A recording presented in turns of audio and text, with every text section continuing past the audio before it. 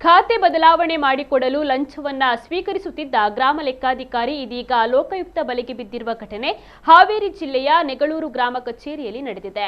ಪಕ್ಕಿರೇಶ ಬಾರ್ಕಿ ನೆಗಳೂರು ಗ್ರಾಮದ ಕಚೇರಿಯಲ್ಲಿ ಕಾರ್ಯವನ್ನು ನಿರ್ವಹಿಸ್ತಾ ಇದ್ದ ಗ್ರಾಮ ಲೆಕ್ಕಾಧಿಕಾರಿ ಈತ ಬಂಧಿತ ಆರೋಪಿಯಾಗಿದ್ದಾನೆ.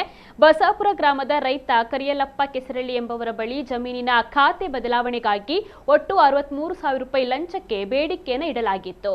ಈ ಹಿಂದೆ ಈಗಾಗಲೇ 30,000 ರೂಪಾಯಿ ಲಂಚವನ್ನು ಪಡೆದಿದ್ದ ಪಕ್ಕಿರೇಶ ಬಾಕಿ ಹಣದಲ್ಲಿ ಇಂದು 8,500 ರೂಪಾಯಿಯನ್ನ ಸ್ವೀಕರಿಸ್ತಾ ಇದ್ದಾಗ ಲೋಕಾಯುಕ್ತ ಅಧಿಕಾರಿಗಳು ದಾಳಿಯನ್ನು ನಡೆಸಿ ರೆಡ್ ಹ್ಯಾಂಡ್ ಆಗಿ ಬಂಧಿಸಿದ್ದಾರೆ. ಲೋಕಾಯುಕ್ತ ಸಿಪಿಐ ಶ್ರೀದೇವಿ ಪಾಟೀಲ್ ನೇತೃತ್ವದ ತಂಡ ಈ ಕಾರ್ಯಾಚರಣೆಯನ್ನು ನಡೆಸಿದೆ. ಸದ್ಯ ಆರೋಪಿಯನ್ನ ಲೋಕಾಯುಕ್ತ ಪೊಲೀಸರು ನ್ಯಾಯಾಂಗ ಬಂಧನಕ್ಕೆ ಒಪ್ಪಿಸಿದ್ದಾರೆ.